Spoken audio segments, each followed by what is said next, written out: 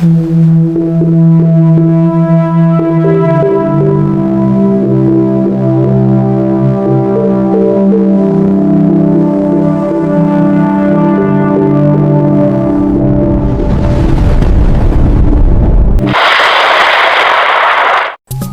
araw po sa inyong lahat. Narito na po ang pinaka-latest nating update sa magiging lagay ng panahon ngayong araw ng Martes, ikapito ng Hulyo taong 2026. Base nga po sa ating pinaka-satellite image, ang super typhoon na ating monitor sa labas ng ating Philippine Area of Responsibility na may international name na Bagyong Bobby ay huling namataan po sa layong 1,840 kilometers silangan ng Luzon, kung saan nga po nag-intensify pa nga po ito. Taglay na nga po nito ang lakas na hangin na umaabot sa 260 km per hour near the center, samantalang may pagbuso naman po ito na umaabot sa 310 km per hour. Habang kumikilos nga po ito pakanluran sa bilis na 25 km per hour. Nabase nga po sa ating pinaka-latest track, bigla nga pong nagbago ang kanyang track, kung saan posible na nga po itong dumaan dito sa may area ng Batanes and Babuyang Group of Islands. Nabase nga po sa ating pinaka-climatological track sa buwan ng July, makikita nga po natin ang mga bagyo na nabubuo sa labas ng ating Philippine Area of Responsibility na pumapasok ng ating Philippine Area of Responsibility. Kumikilos nga po ito pahilagang kanluran, kung saan meron tayong senaryo na posible nga pong dumaan dito sa may Batanes and Babuyang Group of Islands. Samantalang may dumaan din po dito sa may area ng Central Luzon patungo dito sa may kanlurang bahagi ng Luzon. At mayroon tayong senaryo na pangatlong senaryo na posibleng dumaan dito sa may area ng silang bahagi ng Visayas patungo dito sa may area ng Masbate, Marinduque at Batangas. Yan po yung pangatlong senaryo, kung saan nga po sa tatlong senaryong ito mayroon po tayong posibleng pagbabago pa sa track nitong super typhoon na ating monitor sa may silang bahagi ng ating bansa. Kaya naman maging alerto lang po tayo sa mga panibago naming ulat para namin ilalabas, dahil nga po sa kasalukuyan nga po biglang nagbago nga po ng track. Inaasahan nga po natin bukas ng umaga, July 8, Miyerkules po yan, inaasahan na nga po natin na nasa loob na ito ng ating Philippine Area of Responsibility. At kung ito ay nasa loob na ng ating Philippine Area of Responsibility, ay bibigyan na po natin ito sa local name na Bagyong Inday, ang pangsyam na bagyo na posibleng mabuo sa taong 2026. Samantalang pangalawang bagyo naman po ito sa buwan ng July, na kung saan nga po makikita nga po natin sa pinaka-latest track, habang kumikilos nga po ito sa pahilagang kanluran, inasan nga po natin na papalakasin nga po nito ang hanging habagat na nagmumula dito sa may kanlurang bahagi ng ating bansa, na siyang magdadala ng mga malawakang bugsong hangin at mga malawakang mga pag-ulan, na siyang magdudulot nga po yan ng mga pagbaha at pagguho ng lupa sa mga bundok na lugar. Kaya naman lubos po natin pinaganda ang ating mga kababayan sa posibleng epekto nitong super typhoon na ating monitor. Kung maaari, kung ito ay kumikilos na nga po pahilagang kanluran, mas mainam nga po muna na iwasan po muna natin lumabas ng ating tahanan. Kaya naman sana nakapag-prepare na po tayo sa pagdaan nitong super typhoon na ating monitor, na kung saan nga po inasahan nga po natin bukas ay nasa loob na ito ng ating Philippine Area of Responsibility. At pagsapit nga po ng bukas, umpisa bukas, malakas na nga po ito ang epekto nito. Miyerkules po yan bukas. So habang pagsapit ng Huwebes, July 9, inaasahan nga po natin na kumikilos na nga po ito pahilagang kanluran, kung saan ito ay papalakasin ng hanging habagat na magdudulot ng mga pag-ulan dito sa may kanlurang bahagi ng Mindanao, Visayas patungo dito sa may Luzon. Naepekto nga lang po yan ng hanging habagat na siyang magdadala ng malawakang mga pag-ulan at mga malakas na mga hangin. Nagdulot nga po yan ng hanging habagat sa lugar po yan ng Tawi-Tawi, Sulu, Basilan, Sambonga del Norte, Sambonga del Sur, Lanao del Norte, Lanao del Sur, Maguindanao, Sultan Kudarat, South Cotabato, Sarangani, Davao Occidental,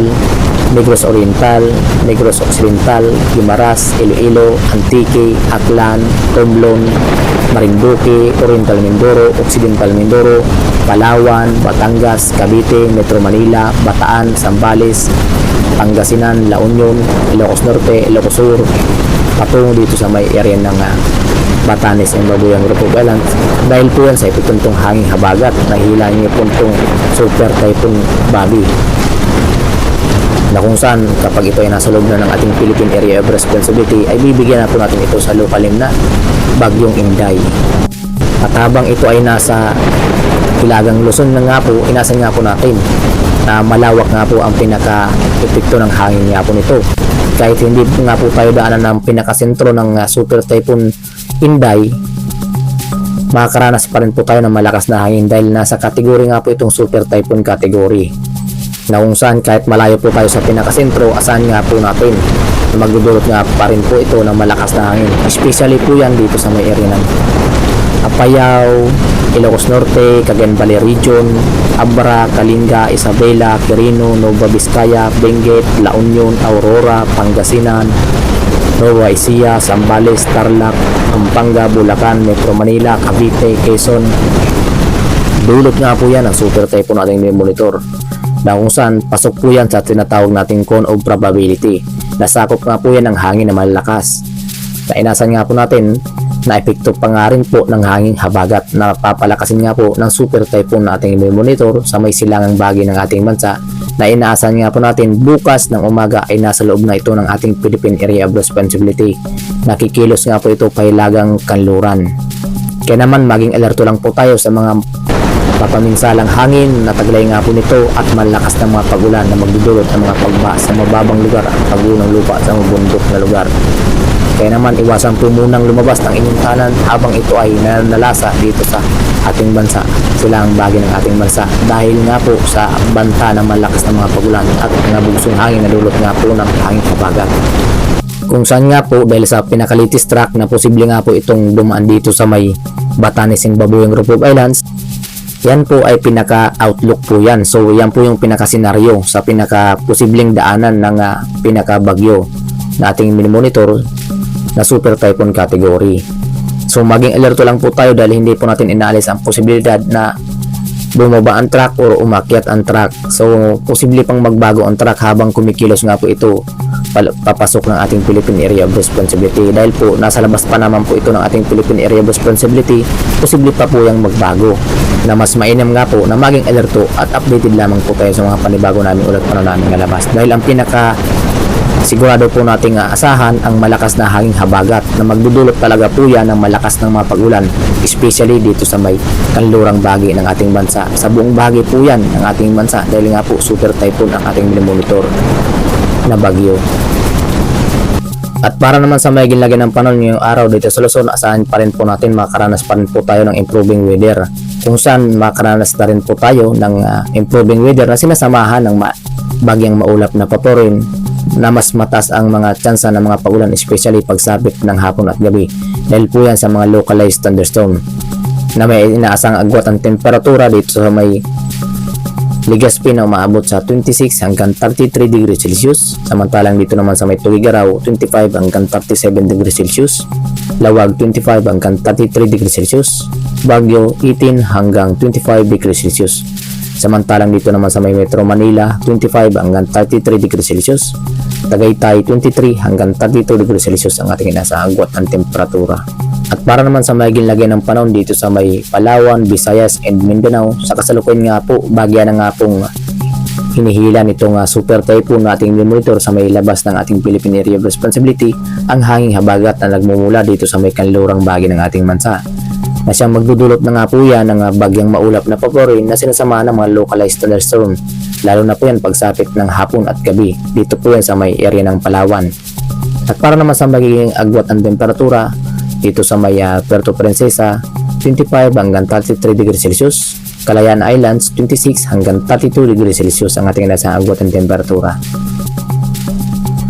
At para naman sa magiging lagay ng panahon dito sa may Visayas, asahan nga po natin makaranas pa rin po tayo ng pagsilip ng araw na sinasama na rin po yan ng mga kalat-kalat na mga pag-ulan, especially dito sa may kanlurang bahagi ng Visayas. Sa lugar po yan ng Antique, Negros Occidental,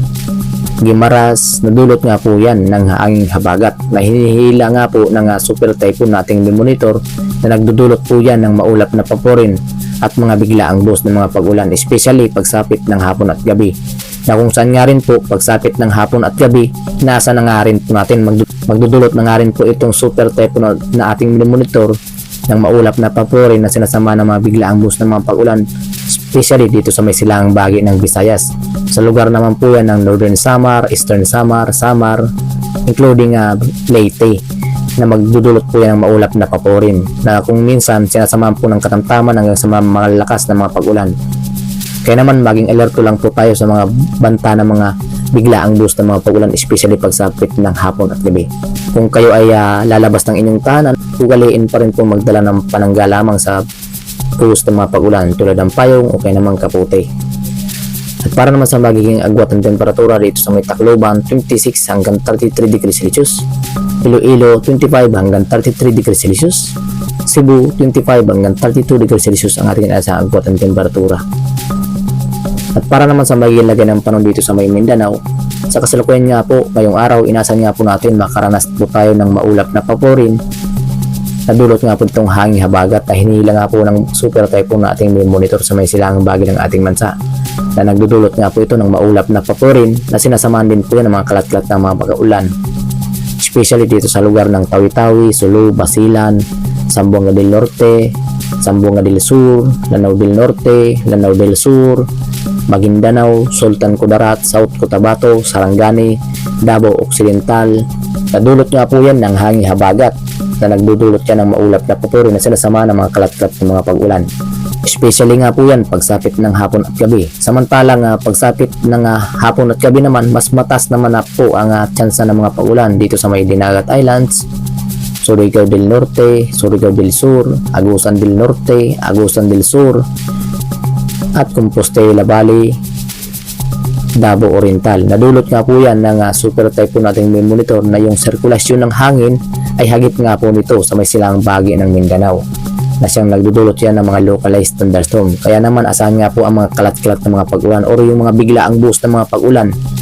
na kung saan kapag fully develop ang mga cloud cluster o yung mga kaulapan at natatapat sa inyong lugar, asahan nga po yung mga biglaang boost ng mga pag-ulan. At hindi naman po yan tumatagal,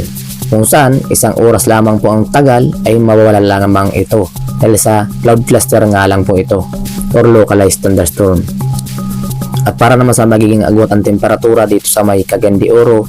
ay inasahan pa rin po tayong agwat ng temperatura na umabot sa 25 hanggang 31 degrees Celsius ang ating inaasahang agwat ng temperatura. Samantalang dito naman sa may Davao, 25 hanggang 33 degrees Celsius, Zamboanga Peninsula, 25 hanggang 33 degrees Celsius ang ating inaasahang agwat ng temperatura. At para naman sa maging lagay ng panahon dito sa ating karagatan, sa kasalukuyan nga po wala po tayong nakataas na gale warning sa kahit anong babae ng ating seaboard, ngunit makikita nga po natin ang pagtaas na ng alon ng ating karagatan, especially dito sa may silangang bahagi ng ating bansa. Sa seaboard po yan, malayo pa po yan sa Pangpang. Ngunit inasan nga po natin bukas, nasa loob na nga po ito ng ating Philippine Area of Responsibility ang super typhoon nating monitor sa may silangang bahagi ng ating bansa. Inasan na nga po natin na mataas na nga po ang mga pag-alon dito sa may silangang bahagi ng ating bansa, especially sa may seaboard at baybayin na nga po yan, kung saan posible nga po tayong magtaas ng gale warning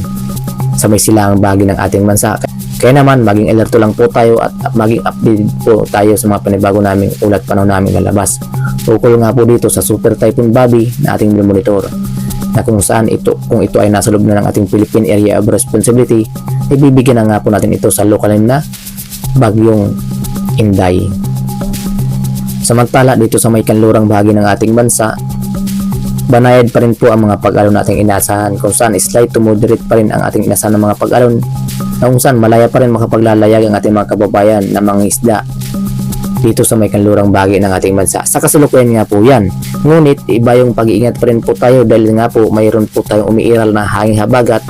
na siya magdudulot na nga po yan ng mga bugso-bugsong hangin. At kung minsan may sinasamahan po ng mga localized thunderstorm, na siya magdudulot po yan ng pagbigla ang taas ng mga pag-alon